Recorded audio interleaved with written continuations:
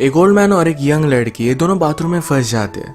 Old man एक journalist था और उसकी इंटरव्यू ये लड़की लेना चाहती थी, पर उसके इंटेंशन कुछ अलग ही थे।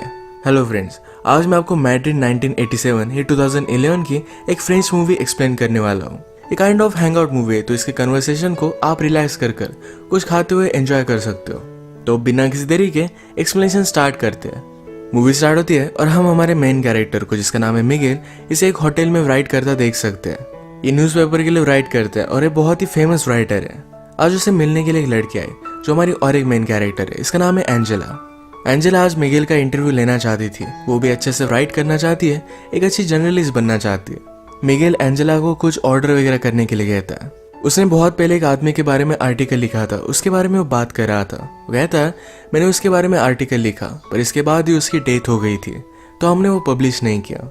वो और उसका पब्लिशर ये बहुत ही क्लोज थे। एंजेला पूछती है कि ऑफिस में सबसे तुम क्लोज थे। मिगेल कहता है एक जगह पर अगर तुम 25 ईयर्स तक काम करो तो सिर्फ एक दूसरे को मारना ही बाकी रहता है। मिगेल बहुत ही स्ट्रेट फॉरवर्ड, उसे जो चाहिए होता है इसके बारे में वो बोल देता है, इस टाइप का कैरेक्टर है। एंजेला ने कोका कोला ऑर्डर किया था, इसकी एक सिप उसने उससे मांग ली। मिगेल को डॉक्टर ने कोका कोला, टोबैको इस तरीके की चीजें खाने के लिए मना किया है, पर फिर भी वो मानता नहीं। वो एक ही टाइम पर स्मोकिंग भी करता है, कोका कोला भी पीता है और टोबैको भी खाता है। उसे लगता है कि अगर इस तरीके से उसकी डेथ हो जाए तो इसका ब्लेम ये सारी चीजों में इक्वली डिस्ट्रीब्यूट हो जाएगा। एंजेला ने अपनी राइटिंग मिगेल को दिखाने के लिए लाई हुई थी, जो मिगेल को इतनी ज्यादा पसंद नहीं आती। वो कहता है तुम्हारा आर्टिकल बहुत ज्यादा लॉन्ग है, अगर तुम्हें पब्लिश होना है तो ये जरा शॉर्ट होना चाहिए। एंजेला ने मिगेल की राइटिंग स्टाइल भी कॉपी की थी, तो कहता है तुम्हारी राइटिंग स्टाइल जरा यूनिक होनी चाहिए, तुम्हारे वर्ड्स लोगों को पिंच करने चाहिए, तभी आर्टिकल परफेक्ट बनता है। राइट कैसे करना है ये कोई भी सिखा नहीं सकता, ये अंदर से आना चाहिए।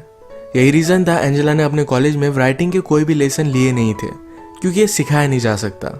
बात करते वक्त मिगेल ने एंजेला को अपने पास बुला लिया था। मिगेल एंजेला को अपने कोट से चाबी निकालने के लिए कहता है।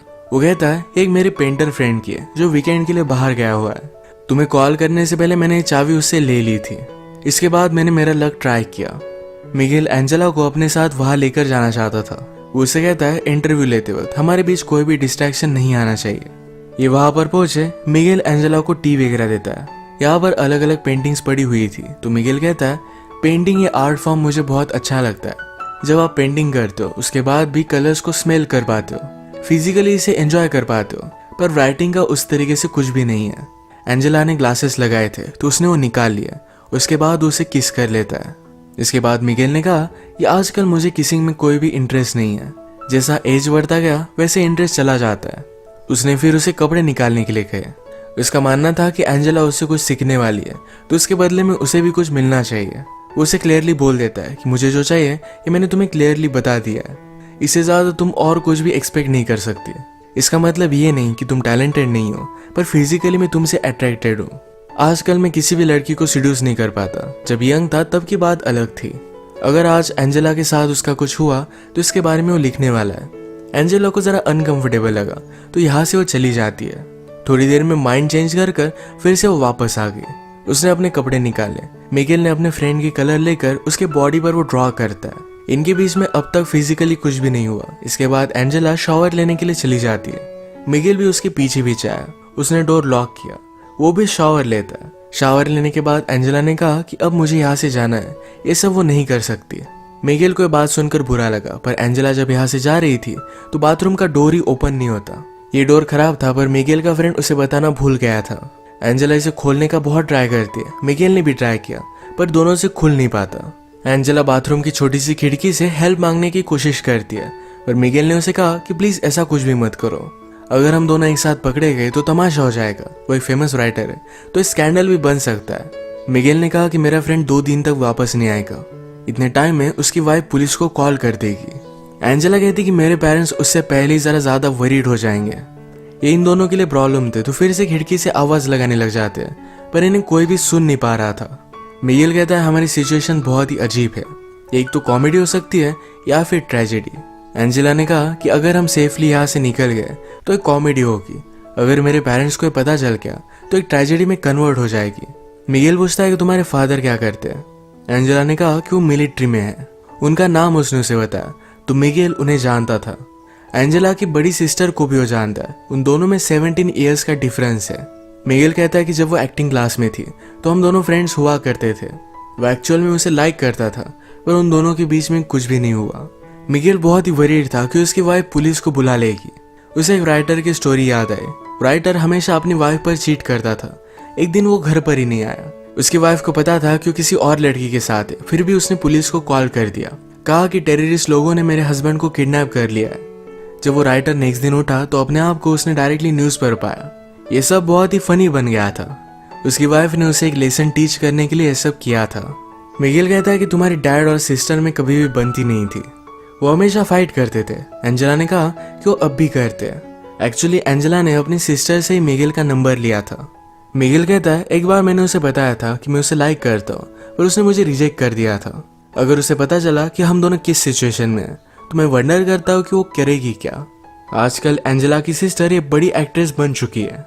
एंजेला कहती है कि मेरी सिस्टर को लगता है कि तुम बहुत ही ओवररेटेड राइटर हो। मिगेल को सुनकर बुरा लगा, पर वो कहता है एक ओवररेटेड राइटर ही इसको अपना करियर बना सकता है।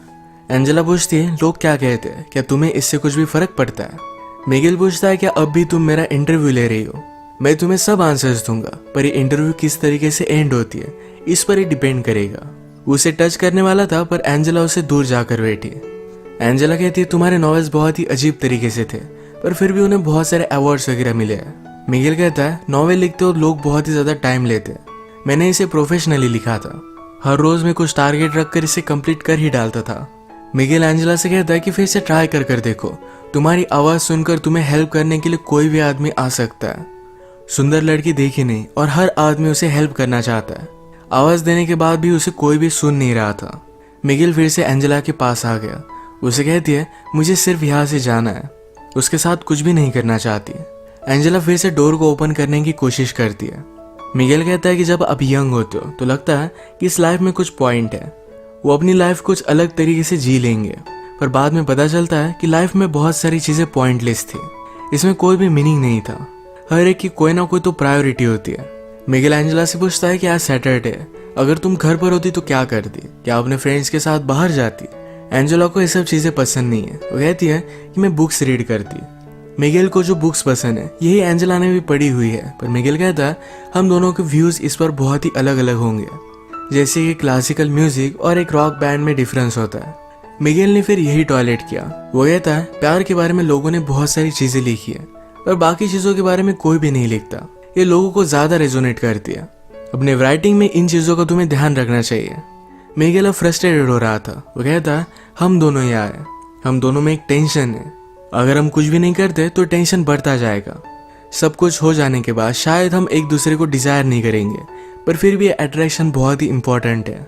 मिगेल भी अब जल्दी से जल्दी यहाँ से निकलना चाहता था। उसे बुरा लगता है कि वो सोच क्या रहा था। वो एक ओल्ड मैन है, कोई भी यंग लड़की उसके साथ इंटीमेट नहीं हो सकती।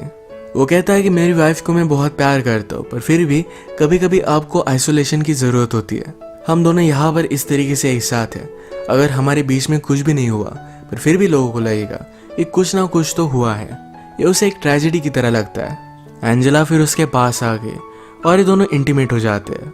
इसके बाद एंजेला को थोड़ी सी भूख लगी थी। इस पर मिगेल कहता है मूवीज में मुझे लोगों को कुछ ना कुछ खाते देखना अच्छा लगता है। उसने अभी अभी एक एक्शन मूवी देखी थी जो बहुत ही फास्ट थी, पर अचानक से उसमें एक आदमी का खाना खाते हुए सीन आ गया। उसे लगता है कि उस सीन में एक पीस था, एक रियलिटी थी। वो बताता है ये राइटिंग भी इसी तरीके से होती है, जिस तरीके से जो भी फैक्ट्स है हमें उस तरीके से बताने चाहिए। जितना आप रियल लिखोगे उतना ही लोगों को अच्छा लगेगा। एंजेला अपनी राइटिंग से वर्ल्ड चेंज करना चाहती थी, पर मिगेल कहता है वैसा कुछ भी नहीं होता। तुम सिर्फ लोगों के लिए अच्छा लिखने का ट्राई कर सकते हो, बाकी कुछ भी तुम्हारे हाथ में नहीं। मिगेल के व्यू से बहुत सारे निगेटिव होते हैं। वो एंजेला से हमेशा इस तरीके से बात कर रहा था कि उससे बहुत ही ज्यादा छोटी है। वो ऑलमोस्ट एंजेला को डांट रहा है, इस तरीके से उससे बात कर रहा था। एंजेला को इस पर गुस्सा आ गया। वो कहती मुझे सब लोग इसी तरीके से ट्रीट करते हैं, तुम सिर्फ बड़े हो, तुम्हें एक्सपीरियंस है, इसका मतलब ये नहीं कि तुम सही हो। तुम्हें क्या लगता है यहाँ पर मेरा आना ये तुमने चूज किया था? मैं भी तुम्हें चूज कर सकती हूँ। शायद मुझे भी कुछ ना कुछ डिफरेंट चाहिए था, इसीलिए मैं यहाँ पर आई। एंजेला का गुस्सा शांत होने के बाद मिगेल कहता है किसी को आवाज लगा कर देखो, पर फिर भी कोई भी सुन नहीं पा रहा था। एंजेला कहती है कि जब मैं छोटी थी तो इस तरीके से प्रिटेंड करती थी कि मैं एक सेलिब्रिटी हूँ, मेरा इंटरव्यू चल रहा है और आईने के सामने हमेशा ऐसे देखती रहती थी।